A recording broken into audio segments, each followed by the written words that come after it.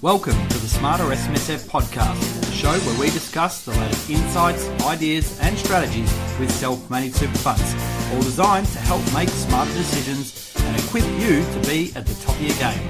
I'm your host, Darren Taylor.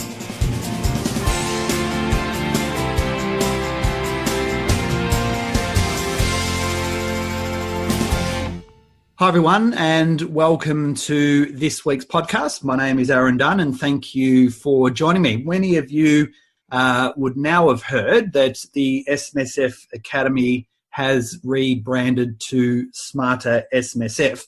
And today I'm joined by Darren Taylor from Taylor & Grace, who has been very instrumental in this process. And I thought it was something that would be worthwhile sharing with our audience to talk about the importance of brand and I guess understanding what it is, why it is important, and why you should live by it in everything that you ultimately do in business. So Darren, thank you, first of all, for joining me today.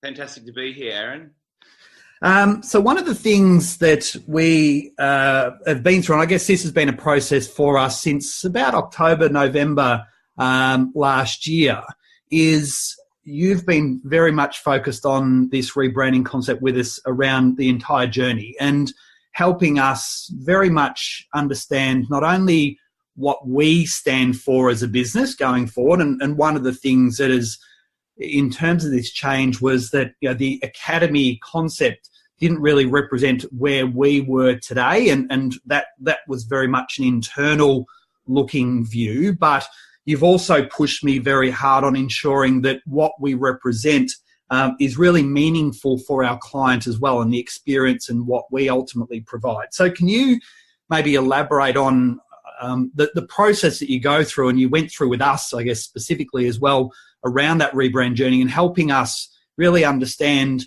what we do and how we go about it and the value that we ultimately provide into our client base? Great, yeah, happy to. I would say we do a lot of rebranding, but we try to avoid advising clients to rebrand where possible because it can be a costly and time-consuming process, and especially in the lead up to a conference. Exactly. and we there's not always the need to do so. But I think in your case, Aaron, you had clearly outgrown your previous brand, and your brand, the SMSF Academy, had served you well for those 5 or 6 years. But you'd evolved, and quite quickly, particularly over the last few years, and your customers were wanting more from you, and you were providing more, and you got to that point where the brand that we started with was no longer serving us well. And I suppose, how did you get to that point? You got to that point because it was unclear as to what you were doing and the value that you could give to your clients, and also it was time to give it a refresh and a facelift to reflect the innovative approach and the market leading offering that you created. So I agreed that in this case it was probably a case for a rebrand. So the first thing I suppose that we do when we work with clients around this process is to make sure that they understand what brand strategy is, because a lot of people don't. They think it's a logo, and they think it's something you do at the beginning of a business journey, and you don't sort of look at it again for some time. And luckily, you have far more sophisticated understanding of brand. So we didn't have to spend a lot of time on that, but I did give you my book to read, and I think you finished that very quickly. Yep. But that goes through some of the basic principles about what brand is, why it's important, and what brand strategy is, and the role that it plays in the process. So what we then did was a series of steps, and the first was to actually, I suppose, develop a brand strategy. We like to put things on one page. Some agencies, peers like to be more elaborate in their documentation, but we like just to do something on a page because then it's remembered and it's workable. So the purpose of that is to define what our brand is, and the best way to define what our brand currently is to tap into the collective IP of people. And we did that over a couple of fairly intensive workshop sessions. I think Yep. I think you may have described it as been a bit of a heavy spin class or gym workout. Yep. But what we did is we the people that make up the brand have very strong views on what it is and what it isn't. And we spent quite a lot of time mapping that out and gaining internal consensus on what that is. And then we also looked at what do we want to become, and how does the brand need to transition and change for us to be that person we want to become. Yep. And so we did that too, and we landed on a brand model. We call it a brand model. It's a one pager that defines the brand that we want to grow into.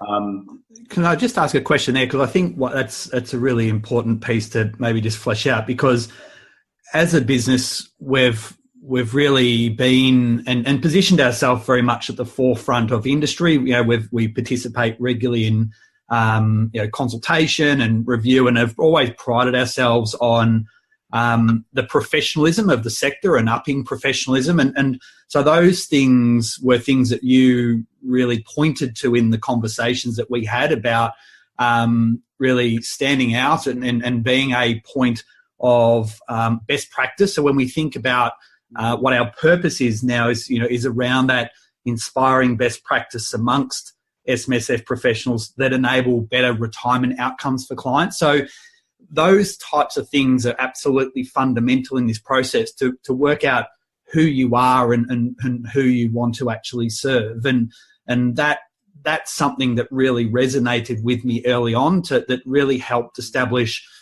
what are we in this for, and who are we there to actually try and support, and ultimately, that really drove a rethink on vision, purpose, mission, and so forth.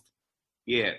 And I think underpinning your business, and that came out through our sessions and in the brand model that we developed from it, was that sure, you're an industry participant, but you've actually got higher aspirations and to, like you were saying, to really add value and to help raise the standards of the industry. And the way in which you have been doing that and want to continue doing that is actually being a lifeline, a guide, a mentor, a friend in the business. And I suppose that came through in a lot of the statements that we landed on in the brand model. And I mean, your personality being one of them. I don't mean your personality, but the brand personality. Yep. Being ambitious, energetic, and caring. Yep. So, and the whole essence of the brand that we came up, which I thought was quite interesting, was that the brand is advancing SMSF for Australians. So you've got a meta. What you say, commitment to improving the outcomes for the ultimate end users, which are the mum and dad trustees and stuff as well. So exactly. Yeah, and that was one thing that I've always, when I was in practice back in the, in terms of, I was always like, love to be able to help this person, love to be able to help this person, but you can't get to everyone, and in many respects, this is the way where I know. For example, when we've had our SMSF events in April last year, that multiplied by the number of funds, by the number of attendees. Well, we impacted 10,000 SMSF trustees off the back of those particular events. And they're the sorts of things that motivate me to keep doing what I'm doing and helping the end consumer, but actually helping those that want to work in the space at a professional context as well. And that's where our solutions and products have really evolved as well because of that. Sure, there was a real competency component that was needed initially, and I was fortunate when the one of the government reviews, the Cooper Review, was on in 2010 to be speaking with Jeremy Cooper about those things, and that's where I made that transition from a business context. But like you said, time and evolution and technology and all those things have evolved, and my focus has always continued to be, well, how as a practitioner, like put the practitioner's hat on, how do we continue to drive and help them be better at what they're doing so that they are not only at the top of their game, but enabling those better client outcomes. And that all really gels back in and how we ultimately come up with this. There's got to be a smarter way of doing things, isn't there? That's right. And I would say it's and this came out in our conversations, that you're in this sort of very unique situation where you are an active practitioner. Yep. You're also playing more of a market leadership role as well. So it actually, being a practitioner serves you very well to be able to take that position. And yep, absolutely. I must say, Simon Sinek, the leadership brand guru, says that people buy why, not what you do, but why you do it. Yep. And a lot of brands really struggle to find what their why is. And oftentimes they'll sort of retrofit a why for the sake of developing a brand. But I must say your why was very, very strong. You're very, very passionate, as are your team, of making a difference to the sector and really making it easier, because the sector is actually, it is in its early stages, and there are a lot of changes and a lot of things to navigate, and you recognise that being a practitioner, and you want to make it easier for people. Yep. Yeah, absolutely. So we've gone through this step of understanding our brand model, and then we've now go through a process of what it now would mean to live the brand. So we've made our change to Smarter SMSF, and then from a design point of view, and people will be able to see the style and tone of that, and maybe you can elaborate a little bit on that, Darren. But what does it now mean when we think about living your brand and really staying true to that in everything that you ultimately do? Yeah. Okay. So there's a very simple model we use, and it's by one of the granddaddies of branding called Wally Ollins. It's called the 4 touch points of branding, a brand expression. And so basically, once you've established what your brand means, the brand strategy, there are only 4 ways that you can communicate it. One's through your communications. So that's anything from your logo to newsletters, to your website, etc., to your products and services.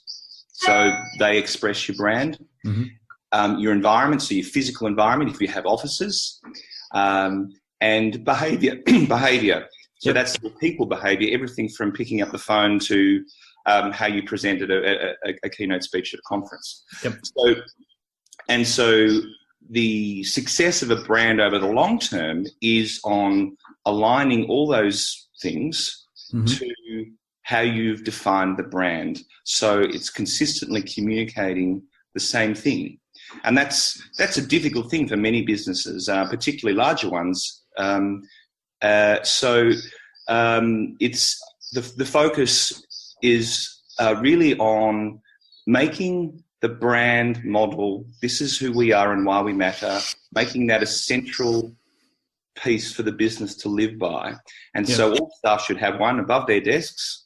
It should be referred to in all internal conversations.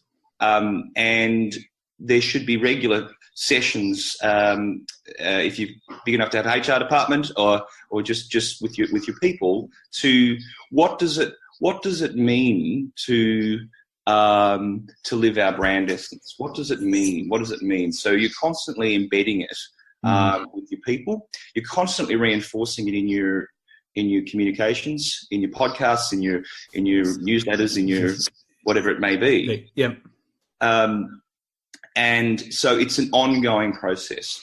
So I was going to say there. So it is very. So in its simplest form, it's making sure there's consistency in logo, there's consistency in it going out in your newsletters and that sort of stuff. But there's an even bigger undertone in this that resonated with me, because we spent a lot of time on going, and I still remember this, and I'll remember it for a very long time. Is if the SMSF Academy at that time walked into a party, like how would we get there? And you're talking about, well, would it be an Uber? Would it be a taxi? Would you have driven there? And you went through this process, and it enabled us to actually really, and you had us closing our eyes and going through and saying, what do we actually want to be and represent here? And ultimately, come out and try and find someone or something that really embodies the brand. And we did a lot of work around that sort of stuff. And it's that sort of thing that really helps you to ensure that what skin you actually want to be in. And for me, many times I think, when I present and so forth, what dawned on me was that I would be presenting myself in a way that fit the conference, but didn't necessarily represent what I wanted. So people are going to see a fairly sizable shift in the way in which our personality is actually going to come out, and who I am and what I want the business to be. In this entire Smarter SMSF Rebrand, you'll see a very cheeky sort of and fun approach to things, because that is very much the nature of me. But it's knowledgeable, it's fresh, helpful. All those things are very much a part of what we are, but we're very confident in our own abilities to do so. So, and they've been, to me, the real standout parts of this process, because it's enabled a brand and a style and tone to come out that I feel comfortable in everything that I do. I know that is me. Yeah, absolutely. And I think, I suppose you're actually leading by example, I think, with your brand, Darren, because a lot of business owners and people working with businesses don't understand that every opportunity, every speech, every phone conversation, every presentation, every gesture in every meeting is an opportunity to say something about our brand. If you haven't defined it and you haven't issued that across the business, you can't be specific. You can't say something purposeful because it hasn't been defined. So I think it's when you're making a speech, you're very purposeful about what do I want to say here. It's a brand moment, important brand moment. Yeah. So that probably, in terms of what I wanted to cover, that really was designed to just help people understand the importance of the process and making sure people understand that, if you are, whether it's a personal brand or whether it's a business brand, the fact that you really understand what it means and what it means ultimately to your clients, and that client-facing approach is critical in that process. Now, as I said, Darren, you have written a book. I've actually got it in front of me here. So the Rebranding. So I would Rebranding. If people would like to get a copy of that, or what I might try and do is put a link to that on our post that goes out as well. And if they want to maybe get in contact with you for any sort of questions that they may have around, I guess, better understanding their brand, how can they get in contact with you? Through our website is probably the best way. So it's taylorandgrace.com.au. So I'll spell it out: TaylorAndgrace.com.au. Am I able to just make one one comment. Go Darren. for it. Absolutely. Yeah. I think you would be very open to feedback around your brand and the Yes. you've made, and because ultimately the changes have been made to make your brand more relevant and more valuable to your customers. So I think it'd be great to get some feedback from your customers. Absolutely. Yeah. So if you wouldn't mind, whether it's through listening, if you're listening to this on iTunes or through our blog post or any of our social media where we upload this, if you want to provide a comment, let us know your thoughts on our logo. You can visit, we won't be launching the new website until around the 14th of February at the SMSF Association National Conference. But visit smartersmsf.com and you'll be able to see a little bit more and even register your interest to find out more about our new suite of products and what we have to offer and help you ultimately as a practitioner to be at the top of your game. So Darren, thank you for joining me today. And I guess most importantly, thank you to you and the team for all the wonderful work that you've done. We've still got a little bit more to go, but you've been nothing short of exceptional in this process. So I do very much appreciate it. It's been great working with you too. Thanks, Aaron. Likewise. Okay. Thank you everyone for joining me in this week's podcast, and I look forward to you joining me next week. Have a great day. Take care and bye for now. Thanks for joining me today on the Smarter SMSF podcast. That was a smart move. If you'd like to find out more about today's topic, you can add a comment either at our website, smartersmsf.com, via our Facebook page, or using our Twitter handle @SmarterSMSF.